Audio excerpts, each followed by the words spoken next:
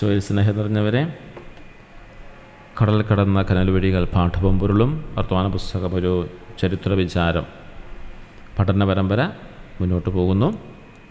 ഇന്ന് 75-ാമത്തെ പാഠമാണ് നമ്മൾ പഠന വിധേയമാക്കുന്നത്. നല്ല തമ്പുരാൻ്റെ വലിയ അനുഗ്രഹത്തിനായി നമുക്ക് പ്രത്യേകം പ്രാർത്ഥിക്കാം. കഴിഞ്ഞ നാളുകൾ നമ്മുടെ എല്ലാ പഠനങ്ങളും കരുതലോടെ ശ്രദ്ധയോടെ മുന്നോട്ട് കൊണ്ടുപോകുവാൻ നമ്മോട് കാരുണ്യം കാണിച്ചത് നല്ലവനായ ഈശോയാണ്. ഈശോയുടെ പാദത്തിൻ്റെ മുമ്പിൽ നമുക്ക് ശിരസ്സ് നമിക്കാം. ഈശോയെ സഭയെക്കുറിച്ച് കൂടുതൽ മനസ്സിലാക്കുവാനും അതിൻ്റെ പ്രവർത്തനങ്ങൾ മുന്നോട്ട് പോകുവാനും ഒക്കെ നൽകുന്ന കരുത്തിനും സ്നേഹത്തിനും കരുതലും ഞങ്ങൾ പ്രത്യേകം നന്ദി പറയുന്നു. ഞങ്ങളുടെ മേൽ കനിവായിരിക്കണമേ. അങ്ങയുടെ അനുഗ്രഹത്തിൻ്റെ വലങ്കെ ഞങ്ങളുടെ മേൽ എപ്പോഴും ഉയർത്തുകയും ചെയ്യണമേ. അമ്മേ മാതാവേ, ഞങ്ങൾക്ക് വേണ്ടി മാധ്യസ്ഥം വഹിക്കണമേ. മാർ യോസേപ്പേ, ഞങ്ങൾക്ക് വേണ്ടി മാധ്യസ്ഥം വഹിക്കണമേ. പ്രിയ സഹോദരങ്ങളെ, 75-ാമത്തെ പാഠം എന്ന് നമ്മൾ പഠിക്കുകയാണ്. പേജ് നമ്പർ 464 മുതൽ 469 വരെയാണ്. പേജ് നമ്പർ പറയുന്നതിൻ്റെ കാരണം പാഠഭാഗം ഒന്ന് വായിക്കാൻ വേണ്ടിയിട്ടാണെന്ന കാര്യം കൂടി ഓർക്കുമല്ലോ. പാറേമാക്കൽ തോമാക്കത്തനാർ രചിച്ച വർത്തമാന പുസ്തകത്തിലെ 75-ാം പാഠത്തെ ആസ്പദമാക്കി അന്നത്തെ സഭാരാഷ്ട്രീയ സാഹചര്യങ്ങളെ വിശകലനം ചെയ്യുന്ന ഒരു ക്ലാസ്സാണ് ഇത് നമ്മൾ ക്രമീകരിച്ചിരിക്കുക. ലിസ്ബണിലെ താമസം അവസാനിപ്പിച്ച് നാട്ടിലേക്ക് മടങ്ങാൻ തയ്യാറാകുന്ന കരിയാറ്റിൽ പിതാവിനും പാറേമാക്കൽ കത്തനാർക്കും നേരിടേണ്ടി വന്ന അവസാനഘട്ട പ്രതിസന്ധികളെയും വിജയങ്ങളെയുമാണ് ഈ പാഠം ചർച്ച ചെയ്യുന്നത്. അതുപോലെ 5 ആശയങ്ങളിൽ ഈ ക്ലാസ് ക്രമീകരിച്ചിരിക്കുന്നു. ഒന്നാമത്തെ ആശയം ഇതാണ്: മർത്തീഞ്ഞോ ദെ മെലിൻ്റെ ശത്രുതയും ഇരട്ടത്താപ്പും.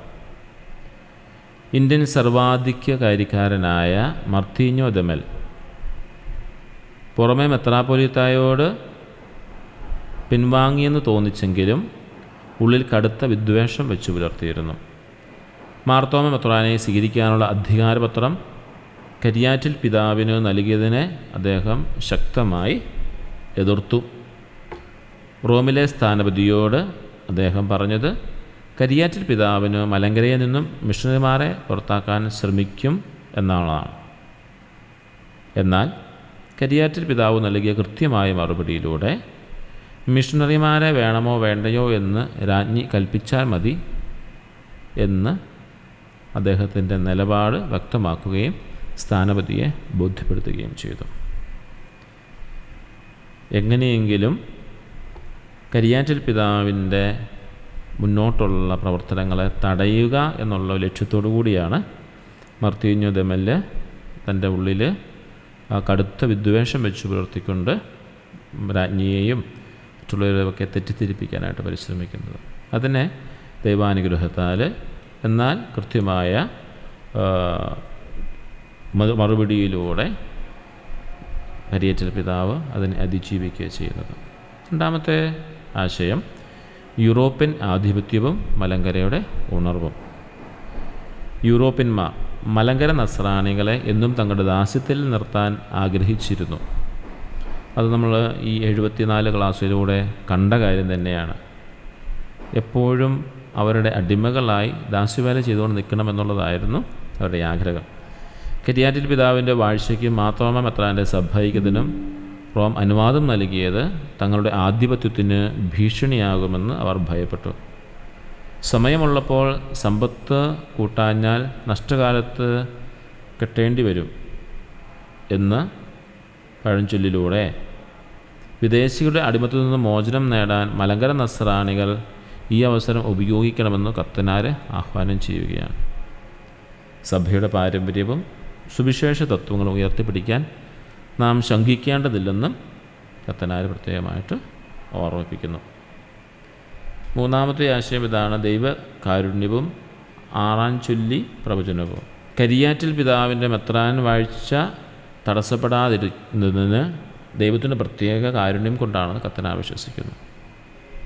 കുറേ പേര് ഈ മർത്തീഞ്ഞോ ദെ മെല്ലും അങ്ങനെയുള്ളവരെല്ലാം കരിയാറ്റിൽ പിതാവിൻ്റെ മെത്രാൻ വാഴ്ച തടസ്സപ്പെടുത്താനും കുറേ പരിശ്രമിച്ചിരുന്നത് നമ്മൾ കുറേ ഇതിനു മുമ്പുള്ള ക്ലാസ്സിലൂടെ മനസ്സിലാക്കിയതാണ്. അത് തടസ്സപ്പെടാതിരുന്നത് ദൈവത്തിൻ്റെ പ്രത്യേക കാരുണ്യം കൊണ്ടാണെന്നാണ് പറയുക. റോമിൽ പഠിക്കുന്ന കാലത്ത് ആറാഞ്ചുല്ലി ആശ്രമത്തിലെ ആഞ്ചലോസ് എന്ന പുണ്യപുരുഷൻ നടത്തിയ പ്രവചനം അത് കരിയാറ്റിൽ മെത്രാനാകുമെന്നതാണ്. പൂർത്തിയാക്കാൻ ദൈവം ശത്രുക്കളുടെ ചിന്താശക്തിയെ 6 മാസത്തേക്ക് ബന്ധിച്ചു കളഞ്ഞു എന്നാണ് കത്തനാർ വിവരിക്കുന്നത്. ശത്രുക്കൾക്ക് സംശയം തോന്നുന്നതിന് മുൻപേ വാഴ്ച നടന്നത് ദൈവഹിതമായിരുന്നു. 4-ാമത്തെ ആശയം ഇതാണ്: അച്ചടി യന്ത്രവും സാംസ്കാരിക സംഭാവനയും. ഇറ്റലിയിൽ നിന്നും വരുത്തിയ അച്ചടി യന്ത്രത്തിൻ്റെ വിതരണത്തെ ചൊല്ലി വലിയ തർക്കങ്ങൾ നടന്നിരുന്നു. കയത്താനോസ് പാതിരി അത് ഗോവയിലേക്ക് കൊണ്ടുപോകാൻ ശ്രമിച്ചു. എന്നാൽ കരിയാറ്റിൽ പിതാവ് രാജാവിന് നൽകിയ നിർദ്ദേശം ശ്രദ്ധേയമാണ്. ലത്തീൻ അച്ചടി സാമഗ്രികൾ ഗോവയ്ക്കും സുറിയാനി കൽദായ അച്ചടി സാമഗ്രികൾ മലങ്കരയ്ക്കും നൽകണം. മലങ്കരയിലെ ഗ്രന്ഥങ്ങൾ കയ്യെഴുത്ത് പ്രതികളായതിനാൽ തെറ്റുകൾ ധാരാളമുണ്ടെന്നും അച്ചടി വരുന്നത് വലിയ അനുഗ്രഹമാകുമെന്നും അദ്ദേഹം വാദിച്ചു. ഇത് മലങ്കരയിലെ വിദ്യാഭ്യാസ സാംസ്കാരിക മേഖലയിലെ പിതാവിൻ്റെ ദീർഘവീക്ഷണവും വ്യക്തമാക്കുന്ന കാര്യമാണ്. 5-ാമത്തെ ആശയം ഇതാണ്: ലിസ്ബണിലെ 2 വർഷത്തെ താമസം കഴിഞ്ഞ് ഇന്ത്യയിലേക്ക് തിരിക്കാനുള്ള ഒരുക്കങ്ങൾ അവസാന ഘട്ടത്തിലെത്തി.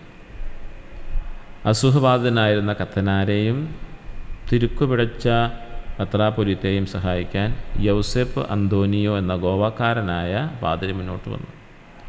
അദ്ദേഹം യാത്രയ്ക്ക് വേണ്ട സാധനങ്ങളെല്ലാം ശേഖരിക്കുകയും കപ്പലിൽ കയറ്റാൻ മർത്തീഞ്ഞോ ദെമലിൻ്റെ അനുവാദം വാങ്ങുകയും ചെയ്തു.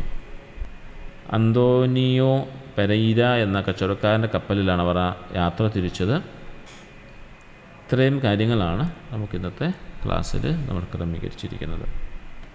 പാഠപുസ്തകം വായിക്കുന്ന കാര്യം മറന്നു പോകത്തില്ലല്ലോ. പേജ് നമ്പർ 464 മുതൽ 469 വരെയുള്ളതാണ്. നമുക്കിന്നത്തെ ചോദ്യോത്തരങ്ങളിലേക്ക് പ്രവേശിക്കാം.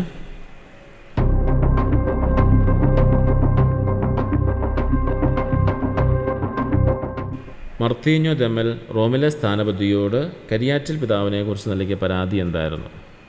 കരിയാറ്റിൽ മെത്രാപ്പൊലീത്ത മലങ്കരയിൽ നിന്നും പ്രൊപ്പഗാന്ത മിഷണറിമാരെ പുറത്താക്കാൻ ശ്രമിക്കുന്നു എന്ന്.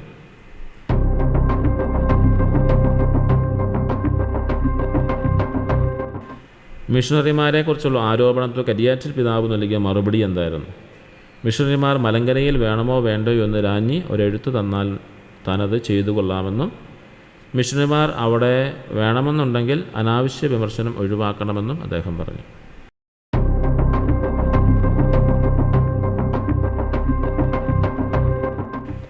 കരിയാറ്റിൽ പിതാവിൻ്റെ മെത്രാൻ വാഴ്ചയെക്കുറിച്ച് പ്രവചനം നടത്തിയ പുണ്യപുരുഷൻ ആരാണ്? ആറാഞ്ചുല്ലി ആശ്രമത്തിലെ ആഞ്ചലോസ് എന്ന ഫ്രാൻസിസ്കൻ സന്യാസി.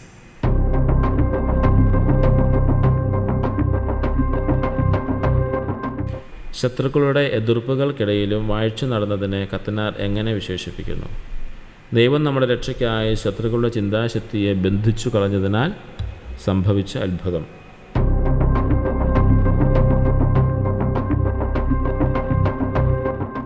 വിദേശികളുടെ അടിമത്തത്തെക്കുറിച്ച് കത്തനാർ ഉപയോഗിച്ച ഉപമ ഏത്? വരത്തരുടെ അടിമത്തം.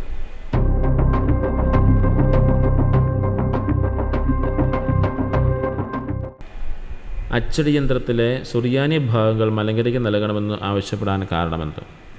മലങ്കരയിലെ ഗ്രന്ഥങ്ങൾ കയ്യെഴുത്ത് പ്രതികളായതിനാൽ തെറ്റുകൾ ധാരാളമുണ്ടെന്നും അച്ചടി വന്നാൽ അവ പരിഹരിക്കാമെന്നും കരുതിയതിനാൽ.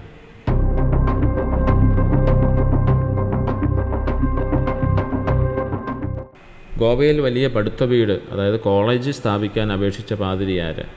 കയത്താനോസ് പാതിരി.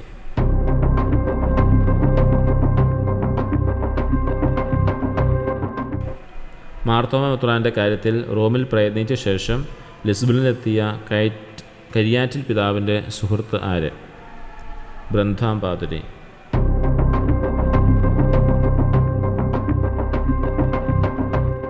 യാത്രയ്ക്കുള്ള കപ്പൽ ഒരുക്കിയത് ഏത് കച്ചവടക്കാരനാണ്? അന്റോനിയോ പെരൈര മെഷ്കീത്ത.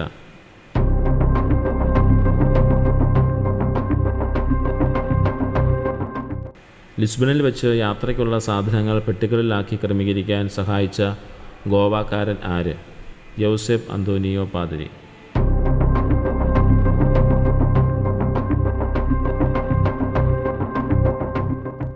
ലിസ്ബണിലെ താമസം എത്ര കാലമായിരുന്നു? 2 വർഷം.